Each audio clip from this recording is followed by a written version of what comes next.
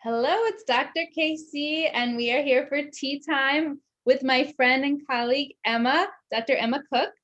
She's a naturopathic doctor. We went to med school together, and we also have young Tristan joining us there. Star. Very cozy, yeah. So today we're going to talk about chamomile tea, and then we're going to chat with Emma about some wonderful thoughts and insights on food, making food palatable, and tips for feeding little people. All right, so here we go.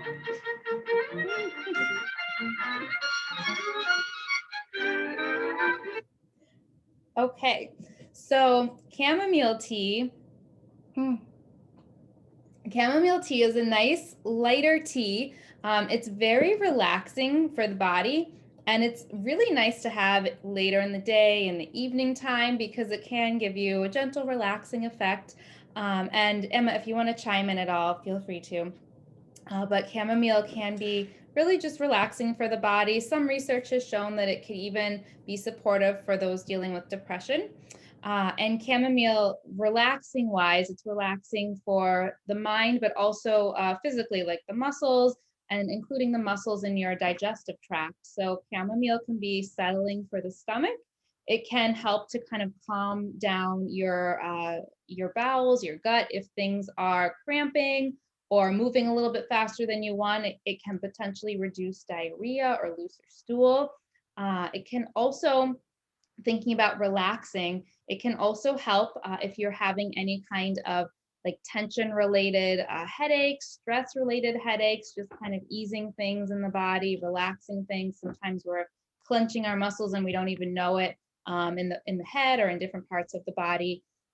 Chamomile, also for digestion, it's what we call a carminative. So it helps to cut down on gas. If you tend to have a lot of gas going on, it can be helpful for that potentially. And it also is pretty well known for being something that's been used for a long time around the world to help reduce fevers, especially with children, because it is a more soothing herb. And chamomile is it's actually really nice for allergies also, and it can help if you get like itchy or red irritated eyes. You can actually take chamomile and put it as a compress on your eye, and you can use this also if you get styes near your eye, on your upper lids or your lower lids. Chamomile tea bags can be nice once they're not boiling hot, but they can be nice to help reduce the sty a little bit.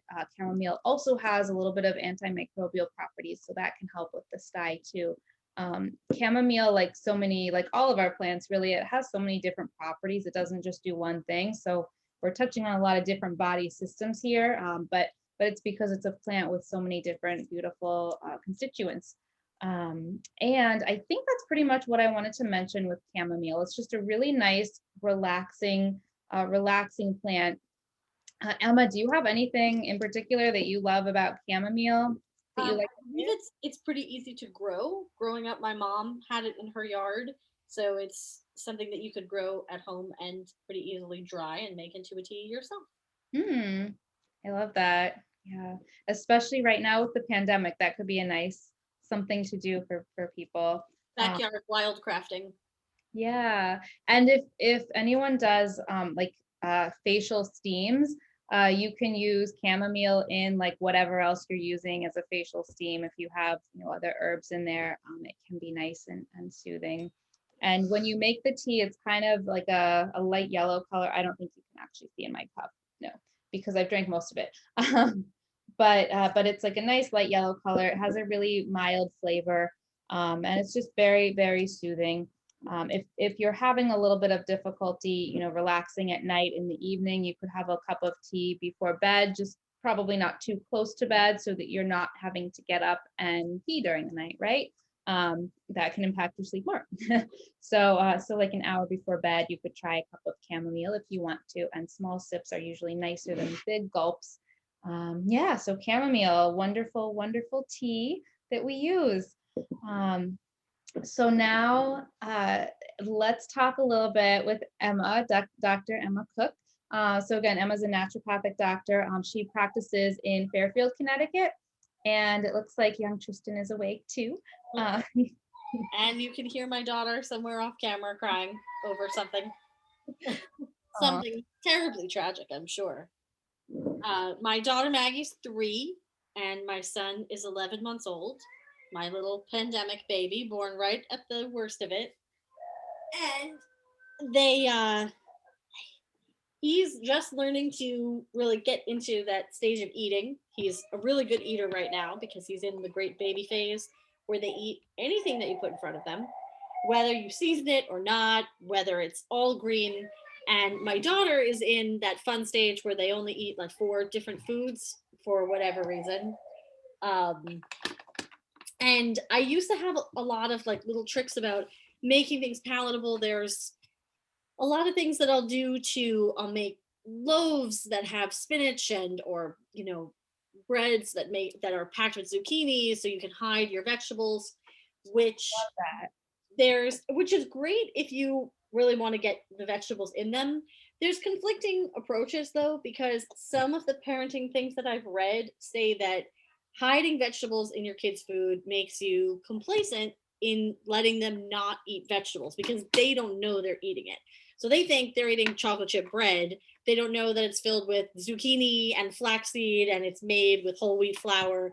They think they're getting away with eating something sweet. And that the concern from this perspective is that you're fostering this idea where they can just eat whatever they want and they're going to be carby and they're going to eat kind of junky foods. The opposition, of course, says the bottom line is you're getting the nutrients into your child. That's the most important thing. I sort of land somewhere in the middle because I think that when it comes to food, it's very important for them to learn to eat well. But when you have really little kids, when you have a 3-year-old, that's very difficult to logic with a 3-year-old. I think the most important thing is fostering a healthy relationship with food more than getting them to eat vegetables, more than limiting the things that you can eat. I mean, in our house, she doesn't eat anything. I mean, the umbrella term is like junk food. There's a lot of things that could be considered junk food. She eats pastas, she eats grains, which of course are the favorite things, cheese and grains. She would just eat pasta with cheese forever and all eternity. Don't eat that. But you have this choice. Hey Maggie, come around to the side. Come tell the people, do you like your vegetables? No one can see you, lovey. Come here. Here's Maggie, everyone. Maggie. Say hi. Can you say hi? What's your favorite food, Maggie? Cheese. Cheese. Do you like to eat vegetables? Yep. That's a lie. Why would you lie? Do you like spinach? Yep. Lies. Do you like broccoli? No. No, that's the truth. Do you like fruit? Yep. What do you like best to eat? What's your favorite thing that mommy makes? No. That's okay. Aw.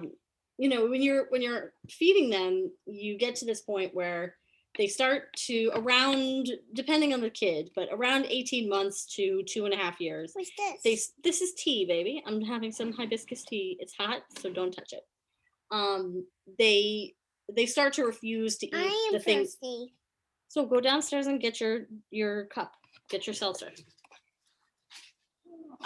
They start to refuse eating things, and of course they're going to start with the healthiest things. And it's kind of interesting because I've read different accounts about why this is. Whether you're hardwired to prefer things that are sweet and things that are carby and things that are worse for you, the things that make you gain the most weight and protect you through the lean times when there's a famine, because that's what your caveman brain wants. But the food refusal is less about food and more about them like exerting their own sense of autonomy, because for a long time their lives, even now, their lives are very much controlled. You take them where you take them and you feed them what you feed them, you dress them how you dress them. They don't get a lot of say in the things that they do. And around this in this phase is the first time that it occurs to them that they have the autonomy to say no to you. And for whatever reason, food seems to be one of the first things that they're going to say no to. And then as to why they refuse the healthy stuff first, some kids don't. I have talked to some patients of mine who have little kids who have said, like, oh, my kids love broccoli and my kids love zucchini. And I fed Maggie all vegetables. We had a strict vegetable and then a fruit and then a carb system because I knew that if I gave her the good stuff first, she wouldn't eat the vegetables later. And she still hit that point. And I think it really just has to do with her realizing that she could say no to me, and this is a way for her to say no. And when we got to that point, I felt like I had this choice between, well, I can sit here and we can fight about it, and I can, refuse to let her leave the table. Or one tactic that somebody told me was you save the food that they refuse to eat for dinner and you serve it for breakfast. And I tried that with Maggie, and she just didn't eat for a whole day. She was like, I'm not going to eat this spinach. I don't care when you give it to me. I'm not going to eat it. So you can either force them to eat this food, or you can find a way to work in a compromise, which is what I prefer, because I think at this stage and in young, early childhood, the most important thing is that they have a healthy relationship with food, because it's very easy to get to a bad place with that. I think in our country in general, in our culture, we have very unhealthy relationships to food, whether it's loving food too much or loving food too little. We're obsessive about weight, we're obsessive about size and appearance, and very obsessive about the things that you eat. I think that I would rather her not have associations of fighting at the dinner table over vegetables and having meal times that are stressful and drawn out because we're arguing constantly, because we're threatening to take things away. So I just kind of take a back seat. I have an internal limit to what I'm going to allow. So, like, she has to take one bite of a vegetable. She has to try one new thing, and but there isn't really any consequence. Luckily, she's young enough that she hasn't figured this out. There isn't really any consequence if she doesn't, because I don't want food to be associated with, like, punishment. Oh, if you don't eat your vegetables, now you don't get to read your favorite story. Now you don't get to, go see your cousin because you like, I don't want it to be a good or bad thing. In the same token, that food is not a reward. If she does something good, we try and find an activity, something fun that we can do, rather than, even as she gets older, you get good grades, you're not going to get to go out for ice cream, you're going to go buy a new book or get a new toy. Hi, get to do something special. It sounds like you're really fostering a positive relationship with food for them. And that's awesome, because that's going to serve them all of their lives. That's the goal. And at least my hope, I mean, hey, we'll see how it pans out. Check back in 15 years. My hope is that as she gets older and she's more understanding, because we talk about, like, oh, it's important to eat your carrots because your carrots are good for your eyes. And she has a stuffed rabbit that's her favorite toy. We talk a lot about bunnies eat rabbits and bunnies eat lettuce and bunnies eat vegetables. And don't you want to be like your bunny and eat all the vegetables? In the same way that she was just here saying, oh yeah, I eat my vegetables, like, she'll say yes, but then in the moment she's like, but this is icky and I don't want it. So I'm hoping that at least if she has an association of meal times being fun and engaging, and we all four of us eat together, even him, and they become this warm, safe environment. Later on, when I can reason with her more, I could say, okay, well, you have to eat 3 pieces of zucchini if you want to have garlic bread, what have you. We don't really do desserts, obviously junk food. She gets fruit as desserts. And she loves her fruit, so at least she's eating that. Yeah. She's getting her nutrients in somewhere. Oh, definitely. Do you ever do like any of those like mindfulness type things, or is she a little bit too young for that still, do you think? So I take a mindful approach to new foods where, it's like, okay, like, look at it and, like, what color is it? What does it look like? And then we smell it, and then we tell her to, like, give it a lick, like, give it a little bit of a taste, and then have a little bit of a, like, chew on it a little bit. And when it comes to vegetables, it rarely works, but she will follow the steps. So she will at least like we can talk about the color. She's very into colors right now. It's a bit her whole thing. So we'll talk about the colors of it. We'll talk about like how it smells, and she'll lick something. I don't know if this is instinct or what. She doesn't really like the green vegetables, but she will eat the orange ones. So carrots and sweet potatoes, butternut squash. She's willing to eat things like that. Green veggies are usually a no-go. Spinach, broccoli, even cauliflower. Cauliflower is pretty bland looking. But you know, No. yeah. I mean, vegetables they're not the best tasting, obviously, no matter what you do. And the things that you do to make vegetables taste better, especially things like spinach and broccoli, like what do you cook? You put garlic and onions, flavors that aren't really enticing to a toddler's palate. They do have different taste buds, and they are more sensitive to flavors than adults. It's something that people say, like, you grow into your taste. That's definitely true. When I was a little kid, there was a lot of things that I didn't eat. I didn't like spicy foods, strong flavors, bitter things, and those are all stuff that I love now. So you come around to it. And then texture is a big factor too. Things that, like, if you think about, like potatoes and butternut squash and carrots, cooked carrots, which is usually what she eats, the kinds of things that she will make allowances for have a certain texture, being soft and kind of mushy. For her, the things that she likes the least would be things like broccoli and cauliflower, which have an unusual texture. Even spinach can come out kind of slimy when you saute it.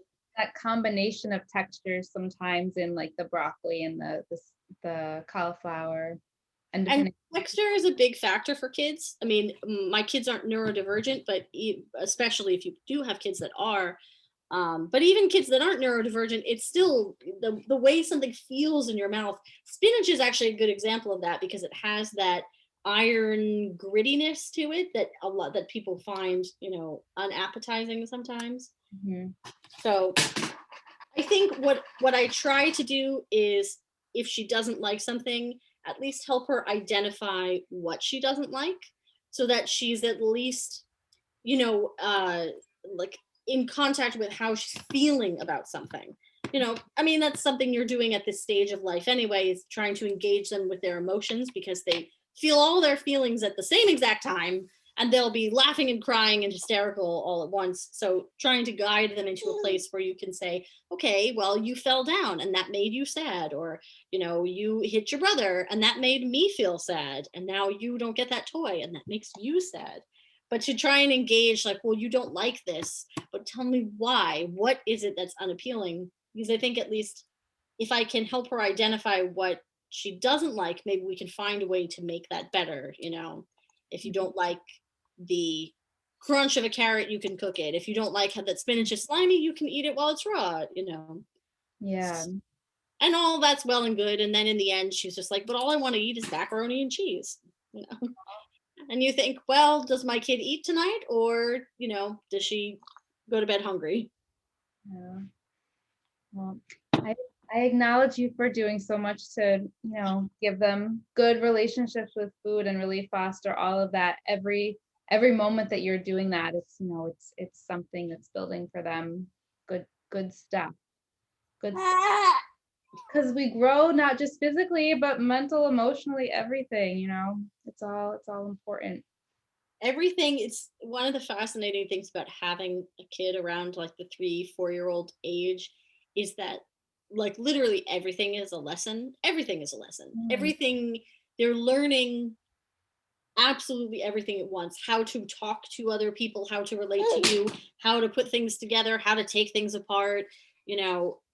Like, there's the big things that are lessons of don't hit people and don't throw your toys everywhere and you have to clean up, but even just the small things. And I've noticed how much my daughter models my own behavior, because here's going to be a surprise to you, Kathleen. I have a very pragmatic approach to temper tantrums, and, like, when kids do that sort of hyperbolic thing where they fall down and they're sobbing hysterically, I tend to just be like, yeah, whatever, you're over it.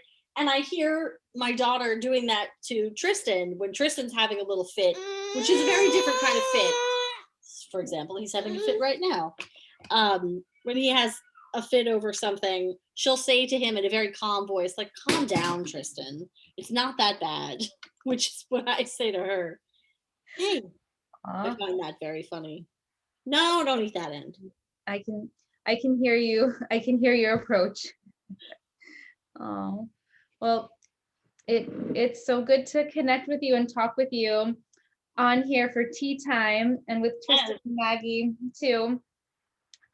So thank you for allowing them to infiltrate this. I know it was not probably the smoothest tea time that you've ever had. Oh no, we're casual here at tea time. Is there anything you'd like to mention before we wrap up? I don't think so. It's lovely to see you. It's so good to see you. Cheers to you. Thank you for taking the time with your busy day with your kiddos and work. And it's a Saturday today, and Dr. Emma is working today. But I know you're very busy. So thank you for taking the time to do the tea time. Yay. And yeah, cheers, and cheers to chamomile tea. And I will put your website below if anybody wants to look you up down in the Fairfield County area. All right. All right. Thanks.